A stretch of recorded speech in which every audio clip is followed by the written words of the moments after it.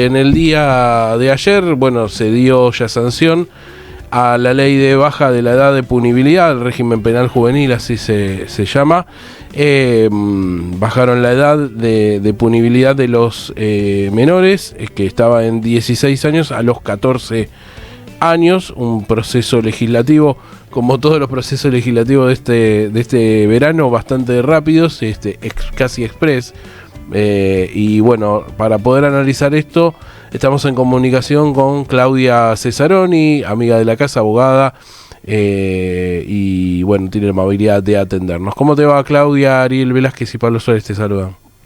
Hola Ariel, Pablo, ¿cómo están? Buen día. Buen día, Claudia, muchas gracias por atendernos. Bueno, el día de ayer decíamos se dio la sanción a la ley de baja de punibilidad. Obviamente falta la reglamentación, la puesta, la comunicación de boletín oficial y su posterior reglamentación para la entrada en vigencia. Bueno, no te voy a pedir una primera impresión porque me imagino cuál es, pero sí un análisis del marco en el cual se dio esta discusión parlamentaria, ¿no? Decíamos que uno ve en todas las medidas que se están tomando en este verano, son todo tratamiento express. Una reforma laboral de 220 artículos pasa rápido, el régimen penal juvenil pasa rápido. ¿Cómo viste el debate en el Congreso, particularmente de esta ley? Y muy pobre, la verdad es que en la Cámara de Diputados este proyecto que finalmente se votó ayer, deriva, en realidad la ley que se votó deriva de un proyecto del Gobierno Nacional que había ingresado a la Cámara de Diputados en el 2024, ¿no? Uh-huh. que era peor todavía porque tenía baja a 13 años y un máximo de pena de 20 años de prisión.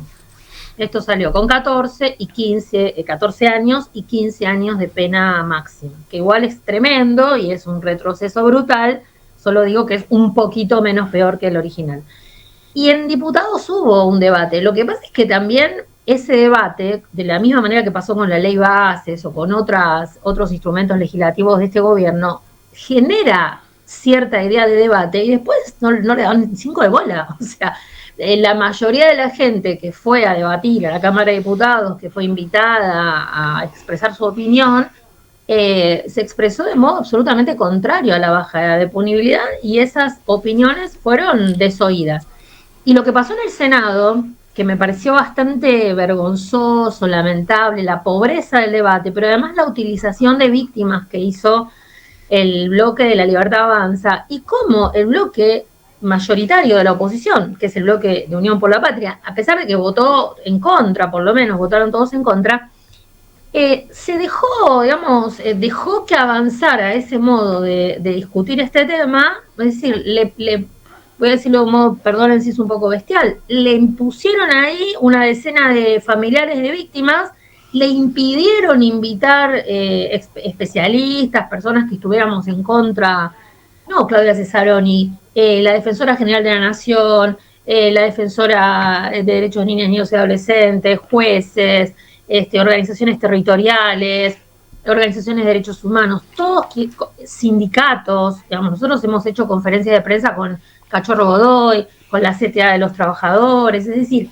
con CETERA, con ATE, es decir, hay un colectivo de organizaciones del movimiento obrero y de quienes trabajan sobre todo con las infancias que nos oponemos a este tipo a este proyecto y a esta ley. Y no tuvimos voz en el Senado. No tuvimos voz porque no fuimos invitados y porque el bloque, en todo caso, el único bloque que podía llevar a este colectivo, que era Unión por la Patria, no fue capaz de imponer esa decisión. La verdad que no fue.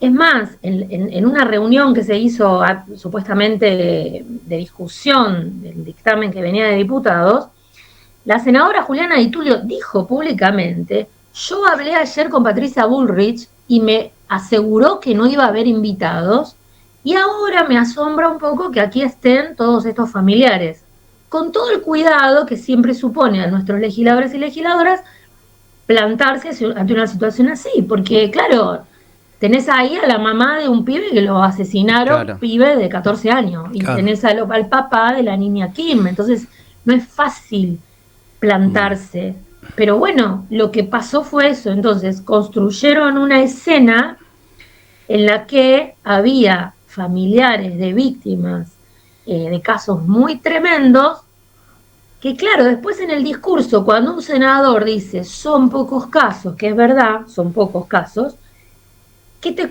contestaba en manada el bloque de La Libertad Avanza? ¿Qué importa que sean pocos casos si ahí tenemos a la madre de, al padre de, llorando, esperando una respuesta?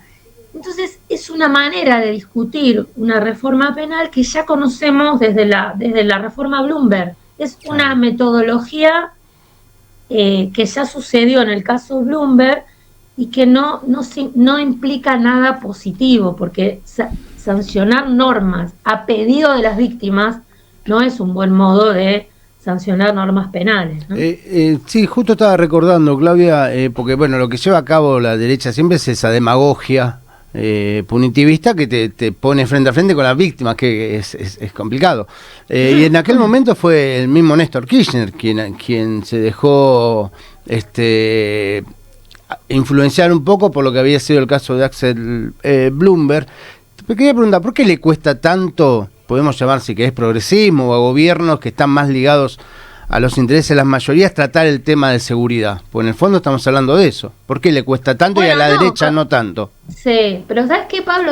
A ese también es un problema, porque este no es un... O sea, la discusión de un régimen penal para adolescentes no es un tema centralmente de seguridad, porque los adolescentes no son los que provocan mayormente situaciones de violencia o de lo que habitualmente se llama inseguridad.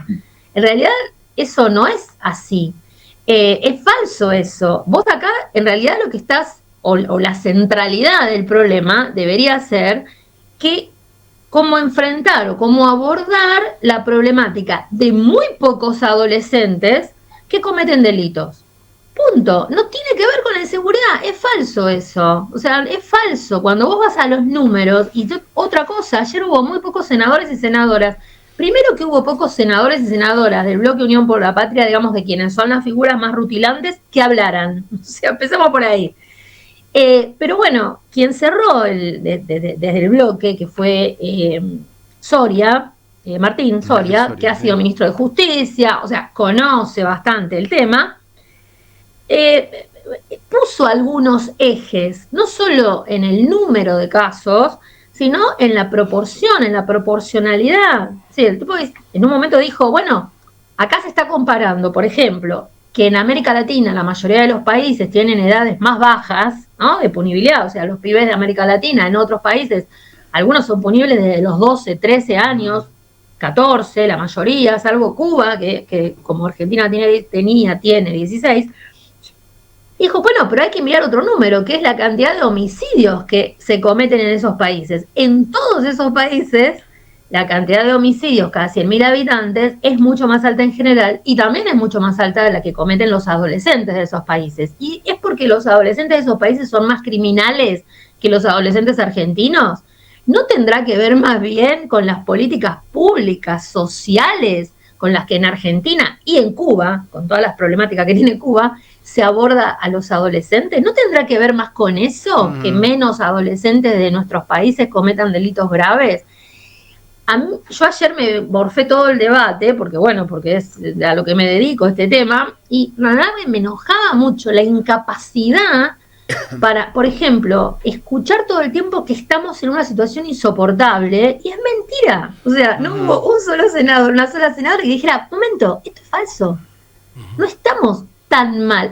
Miren, es bastante parecido, seguramente ustedes le dedicaron y le sigan dedicando mucho tiempo a la reforma laboral, obviamente, a cómo se discutió la reforma laboral. Claro. Es decir, es tomar un trabajador que hizo un juicio laboral y ganó 7.000 millones de dólares y por eso el dueño del bar tuvo que cerrar, como si esa excepcionalidad fuera la generalidad de lo que pasa en el movimiento obrero, y entonces a partir de ahí, y el mismo discurso también con respecto a la ley vieja, ¿no? La ley de contrato de trabajo tiene más de 50 años, es vieja, hay que cambiarla. La ley, régimen penal de la minoría, peor todavía, porque es una ley de la dictadura, tiene 46 años, hay que cambiarla, y la cambian por algo peor. En ambos casos se cambia, o sea, la modernización es un retroceso. Eso es muy importante. Con el tema de los pibes, porque literalmente, y eso también lo dijo Soria, y yo lo vengo diciendo, me habrán escuchado decirlo o leído varias veces, este proyecto de ley en algunos aspectos es peor que la ley de Videla. Estamos hablando con Claudia Cesaroni, abogada.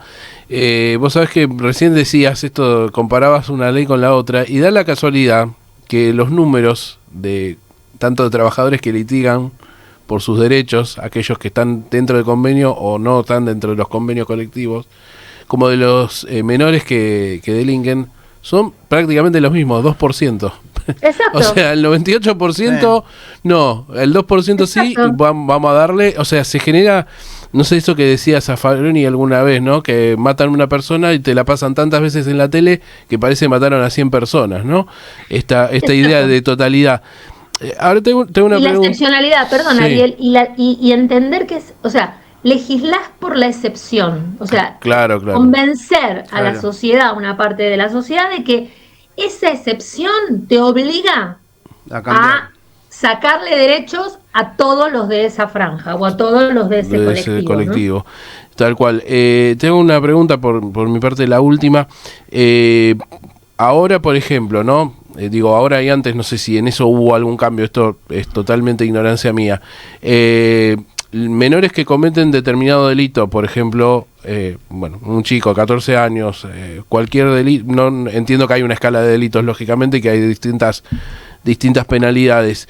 No. ¿Van a cárcel común? ¿Hay un régimen penal juvenil efectivo? ¿Cómo? Porque me parece la otra preocupación, por lo menos de mi parte también, no solamente por el tema de la edad, es en qué condición van esos menores a prisión, vamos a decir.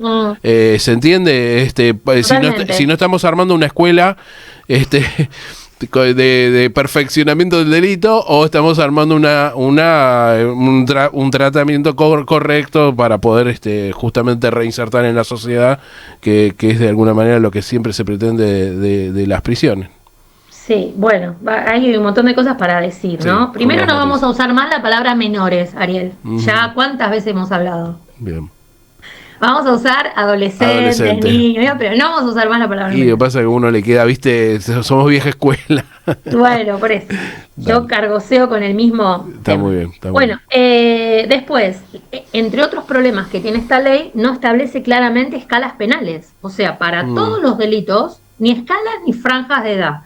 Entonces, para cualquier delito que tenga una pena mayor a 3 años, que yo te diría que son casi todos, porque la inflación punitiva también ha ido haciendo que el monto de pena para los delitos haya ido aumentando.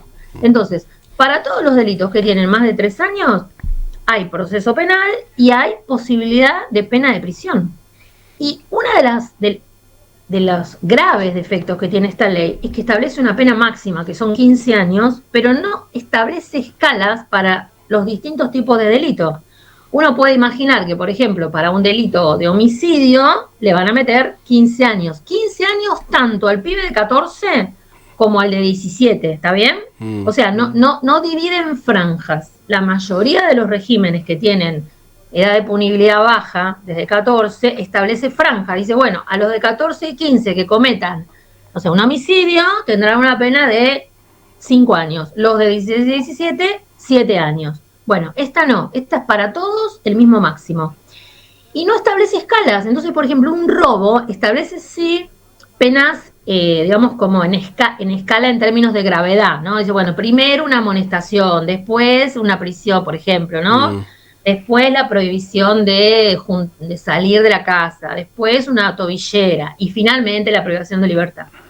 Ahora, esto también es muy clasista, porque la posibilidad de que se le brinden todas esas alternativas de no prisión a un pibe está muy asociada a las condiciones que tenga su familia, por ejemplo, para dejarlo en la casa encerrado y que no salga con los amigos a la noche el sábado, o tengan internet para poder usar la tobillera.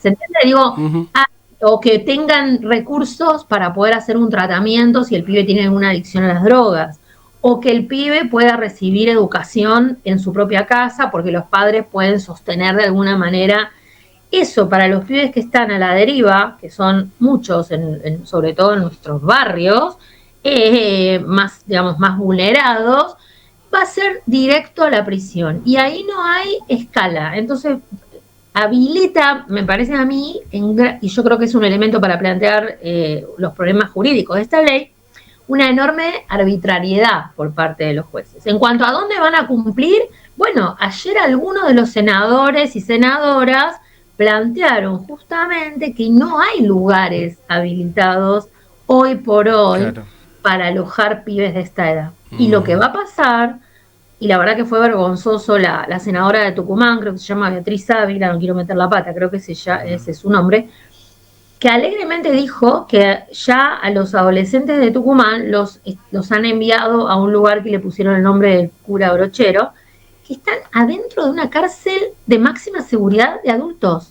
O sea, lo que va a pasar, chicos, es que van a armar modulitos, ¿no? En las cárceles que conocemos, en las bonaerenses o en las federales o en las provinciales, como no va a haber plata para construir establecimientos maravillosos como dicen que van a hacer, van a armar un modulito adentro de la cárcel de adultos y se va a regir por la lógica de la cárcel de adultos. Y eso también es un grave problema que tiene esta ley. Sí. Uno de la argumentación de los que se oponían a la ley decía el tema de la plata, que no sé si salió el impresentable de juez diciendo, bueno, que cada provincia se haga cargo, que deje de pagar en seguridad, en publicidad y construya. Sí, una chicana. Bueno, lo de juez, por ejemplo, yo no quiero, o sea... Igualmente, Claudia, yo lo vi un poquito, no eran impresentables nada más los argumentos de lo que querían sacar la ley, ¿eh? Es lo que te realmente, estoy diciendo, la pobreza era genérica. Se veía un desconocimiento de lo que se estaba hablando en general. Absolutamente. Y por eso te empecé diciendo eso, ¿no? La pobreza y la poca, digamos... lo que se notaba como muy poco conocimiento a fondo de lo que estaba discutiendo. Incluso algunos argumentos, por ejemplo, el primero que habló fue Capitanich, y claro, Capitanich ha sido gobernador y ha tenido problemas con los lugares de alojamiento de sus propios adolescentes ya punibles y con los lugares de encierro. Y el planteo que hizo fue un planteo casi de ese orden, de orden económico. Y un planteo de orden económico, o Alicia Kirchner, que también planteó, bueno, no, hay provincias que no tienen lugares de alojamiento para los pibes. Entonces las respuestas de los senadores de La Libertad Avanza o las senadoras era, bueno, no podemos decir que no a una ley por una cuestión económica, ¿no? Ya se verá. Y la otra respuesta fue, bueno, tampoco es necesario que haya instituciones para pibes en cada provincia, se pueden hacer regionales. Creo que eso lo dijo Bullrich. Eso es tremendo, porque eso significa, en un país de la extensión del nuestro, que de una provincia a otra por ahí tenés 500 kilómetros, 600 kilómetros de una capital a otra, que un pibe, porque claro, en La Rioja, por ejemplo, o en Catamarca, ¿ustedes cuántos pibes se creen que hay con delitos graves de 14 y 15 años? Por ahí tenés 1, 2, en toda la provincia. Entonces, claro, ¿qué va a decir la provincia? Yo no voy a gastar un montón de plata en hacer una institución, poner personal, cemento, para tener un pibe. O sea, este pibe lo voy a meter acá que ya tengo un lugar, o si no, lo mando a que cumpla condena a la provincia vecina, que ya tiene una institución, y la provincia vecina, a la familia de ese pibe, le queda a 100, 200, 300 o 500 kilómetros. Entonces, todo el verso de el acompañamiento, la reinserción, bla, bla, bla, es falso, porque ese pibe queda aislado hasta de su propia familia. Un pibito de 14 años, chicos, o sea, pensemos en los pibes de 14 años más cercanos que tengamos, ¿no? Y yo quiero insistir en esto, un pibe de 14, 15 años, aunque cometa un delito, sigue siendo un pibe, no pierde su condición de niño, de adolescente porque cometa un delito. Claro. No la pierde. Es un poco el discurso de ayer, ¿no? Este discurso de son asesinos, a mí no me hablen de niños, son asesinos, ¿no? Claro, totalmente. Es Claudia Cesaroni que nos dice esto, abogada, integrante del CEPOC. Te agradecemos, Claudia, el contacto una vez más con Vamos al Frente y bueno, te mandamos un fuerte abrazo. Bueno, un abrazo para ustedes, hasta pronto. Gracias.